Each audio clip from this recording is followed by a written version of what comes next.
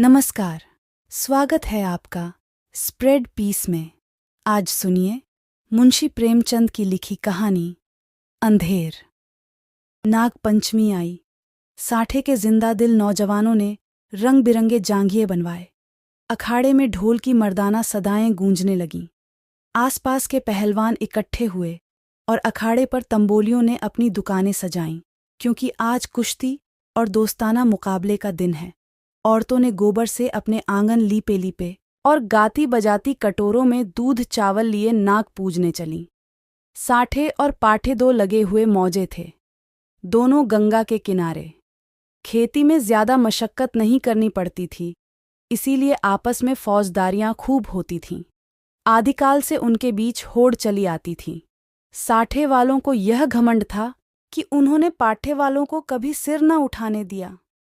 उसी तरह पाठे वाले अपने प्रतिद्वंद्वियों को नीचा दिखलाना ही जिंदगी का सबसे बड़ा काम समझते थे। उनका इतिहास विजयों की कहानियों से भरा हुआ था। पाठे के चरवाहे यह गीत गाते हुए चलते थे, साठे वाले कायर सगरे पाठे वाले हैं, सरदार और साठे के धोबी गाते। साठे वाले 60 हाथ के, जिनके हाथ सदा तरवारुण लोगन के जन्म नसाए। जिन पाठे मान लीन अवतार गरज आपसी होड़ का यह जोश बच्चों में माँ दूध के साथ दाखिल होता था। और उसके प्रदर्शन का सबसे अच्छा और ऐतिहासिक मौका यही नाग पंचमी का दिन था। इस दिन के लिए साल भर तैयारियां होती रहती थीं। आज उनमें मार्के की कुश्ती होने वाली थी। साठे को गोपाल पर नाज था, पाठे को बलदेव का गर्रा। दोनों सूरमा अपने अपने फरीक की दुआएं और आरजुएं लिए हुए अखाड़े में उतरे। तमाशाइयों पर चुंबक का सा असर हुआ।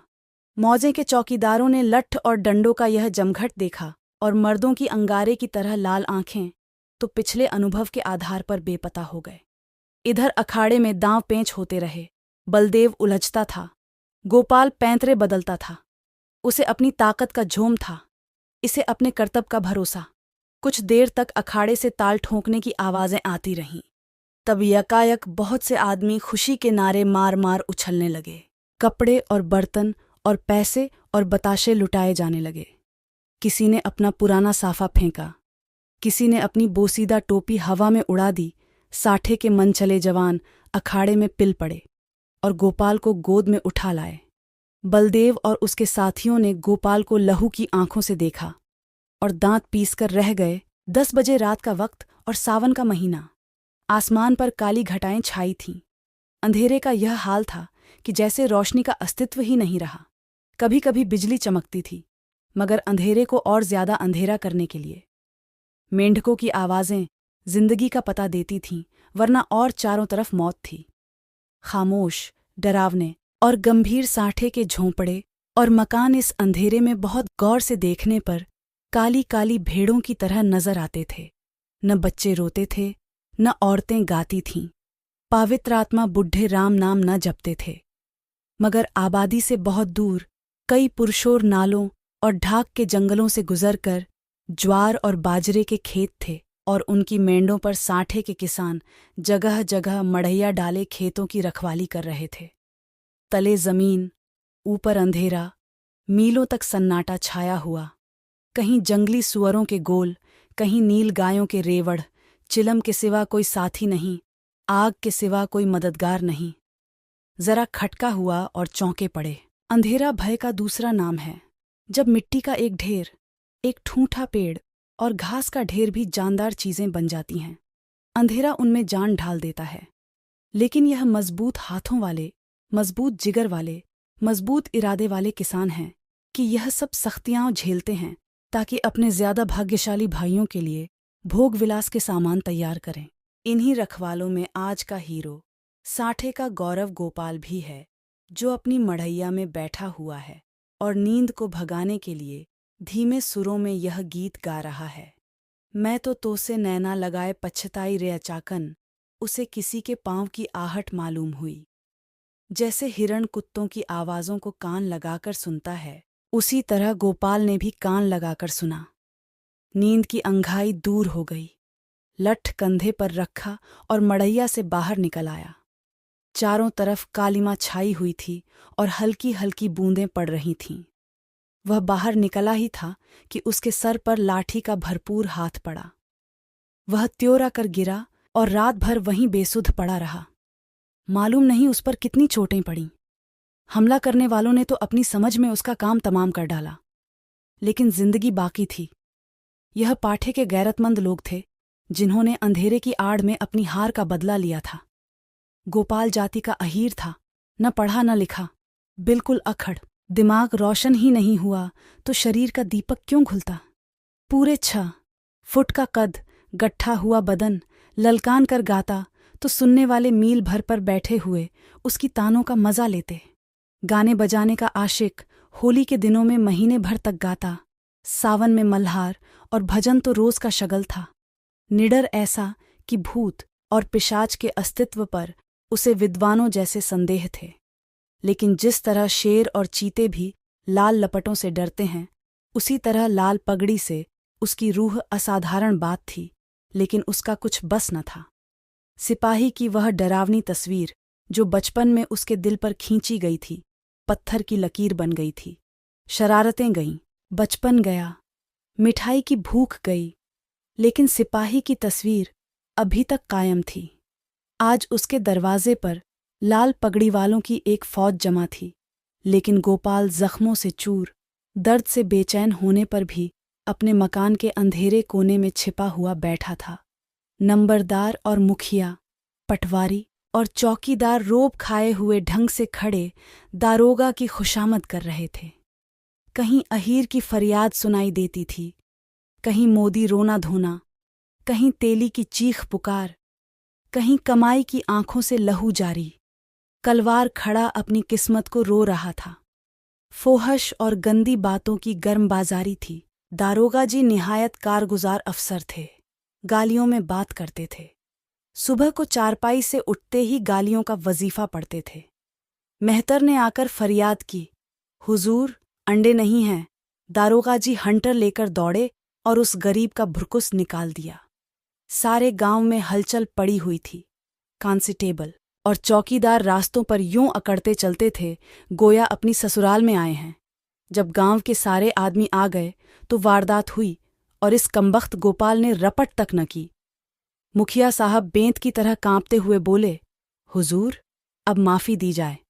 दारोगा जी ने गजबनाक निगाहों से उसकी तरफ देखकर कहा, यह इसकी शरारत है। दुनिया जानती है कि जुर्म को छुपाना जुर्म करने के बराबर है। मैं इस बदकाश को इसका मजा चखा दूंगा। वह अपनी ताकत के जोम में भूला हुआ है। और कोई बात नहीं, लातों के भूत बातों से नहीं मानते। मुखिया साहब ने सिर झुकाकर कहा, हुजूर अब माफी दी जाए। दारोगा जी की त्योरियां चढ़ गईं और झुंझलाकर बोले, अरे हुजूर के बच्चे, कुछ सठिया तो नहीं गया है। अगर इसी तरह माफी देनी होती तो मुझे क्या कुत्ते ने काटा था कि यहां तक दौड़ा आता। न कोई मामला, न ममाले की बात, बस माफी की रट लगा रखी है। मुझे ज्यादा फुर्सत नहीं है। नमाज पढ़ता हूं, तब तक तुम अपना सलाह मशविरा कर लो और मुझे हंसी खुशी रुखसत करो, वरना गौस खां को जानते हो, उसका मारा पानी भी नहीं मांगता। दारोगा तकवे व तहारत के बड़े पाबंद थे। 5 वक्त की नमाज पढ़ते और 30 रोजे रखते। ईदों में धूमधाम से कुर्बानियां होती। इससे अच्छा आचरण किसी आदमी में और क्या हो सकता है। मुखिया साहब दबे पांव गुपचुप ढंग से गौरा के पास और बोले, ये दारोगा बड़ा काफिर है। 50 से नीचे तो बात ही नहीं करता। अव्वल दर्जे का थानेदार है। मैंने बहुत कहा, हुजूर गरीब आदमी है, घर में कुछ सुभीता नहीं, मगर वह एक नहीं सुनता। गौरा ने घूंघट में मुंह छिपाकर कहा, दादा उनकी जान बच जाए, कोई तरह की आंच ना आने पाए। रुपए पैसे की कौन बात है, इसी दिन के लिए तो कमाया जाता है। गोपाल खाट पर पड़ा सब बातें सुन रहा था। अब उससे न रहा गया। लकड़ी गांठ ही पर टूटती है। जो गुनाह किया नहीं गया वह दबता है, मगर कुचला नहीं जा सकता। वह जोश से उठ बैठा और बोला, 50 रुपये की कौन कहे, मैं 50 कौड़ियां भी न दूंगा। कोई गदर है, मैंने कसूर क्या किया है। मुखिया का चेहरा फक हो गया। बड़प्पन के स्वर में बोले, धीरे बोलो, कहीं सुन ले तो गजब हो जाए। लेकिन गोपाल बिफरा हुआ था। अकड़ कर बोला, मैं 1 कौड़ी भी न दूंगा। देखें कौन मेरे फांसी लगा देता है। गौरा ने बहलाने के स्वर में कहा। अच्छा, जब मैं तुमसे रुपये मांगूं तो मत देना। यह कहकर गौरा ने, जो इस वक्त लौड़ी के बजाय रानी बनी हुई थी, छप्पर के एक कोने में से रुपयों की एक पोटली निकाली और मुखिया के हाथ में रख दी। गोपाल दांत पीसकर उठा, लेकिन मुखिया साहब फौरन से पहले सरक गए। दारोगा जी ने गोपाल की बातें सुन ली थीं और दुआ कर रहे थे कि ऐ खुदा, इस मर्दूद के दिल को पलट। इतने में मुखिया ने बाहर आकर 25 रुपये की पोटली दिखाई। 25 रास्ते ही में गायब हो गए थे। दारोगा जी ने खुदा का शुक्र किया।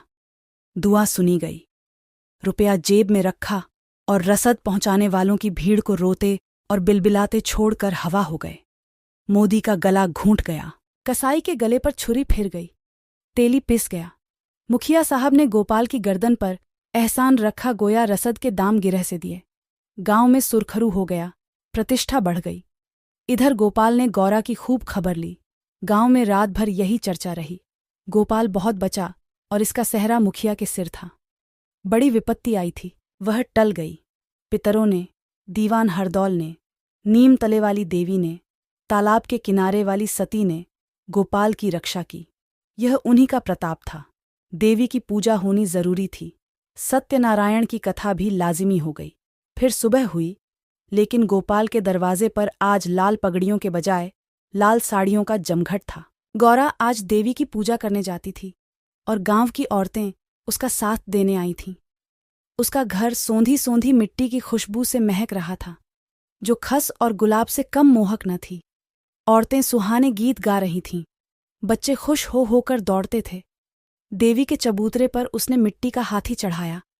सती की मांग में सेंदूर डाला। दीवान साहब को बताशे और हलवा खिलाया। हनुमान जी को लड्डू से ज्यादा प्रेम है। उन्हें लड्डू चढ़ाए, तब गाती बजाती घर को आई और सत्यनारायण की कथा की तैयारियां होने लगीं। मालिन फूल के हार, केले की शाखें और बंधनवारें लाईं। कुम्हार नए नए दिए और हांडियां दे गया। बारी हरे ढाक के पत्तल और धोने रख गया। कहार ने आकर मटकों में पानी भरा। बढ़ई ने आकर गोपाल और गौरा के लिए 2 नई नई पीढ़ियां बनाईं। नाइन ने आंगन लीपा और चौक बनाई। दरवाजे पर बंधनवारें बंध गईं। आंगन में केले की शाखें गड़ गईं। पंडित जी के लिए सिंहासन सज गया। आपस के कामों की व्यवस्था खुद ब खुद अपने निश्चित दायरे पर चलने लगी। यही व्यवस्था संस्कृति है, जिसने देहात की जिंदगी को आडंबर की ओर से उदासीन बना रखा है। लेकिन अफसोस है कि अब ऊंच नीच की बेमतलब और बेहुदा कैदों ने इन आपसी कर्तव्यों को सौहार्द सहयोग के पद से हटाकर उन पर अपमान और नीचता का दाग लगा दिया है। शाम हुई। पंडित मोटे राम जी ने कंधे पर झोली डाली, हाथ में शंख लिया और खड़ाऊं पर खटपट करते गोपाल के घर आ पहुंचे। आंगन में टाट बिछा हुआ था। गांव के प्रतिष्ठित लोग कथा सुनने के लिए आ बैठे। घंटी बजी, शंख फूंका गया और कथा शुरू हुई। गोपाल भी गाढ़े की चादर ओढ़े एक कोने में फूंका गया और कथा शुरू हुई। गोपाल भी गाढ़े की चादर ओढ़े एक कोने में दीवार के सहारे बैठा हुआ था। मुखिया, नंबरदार और पटवारी ने मारे हमदर्दी के उससे कहा, सत्यनारायण का महिमा थी कि तुम पर कोई आँच न आई।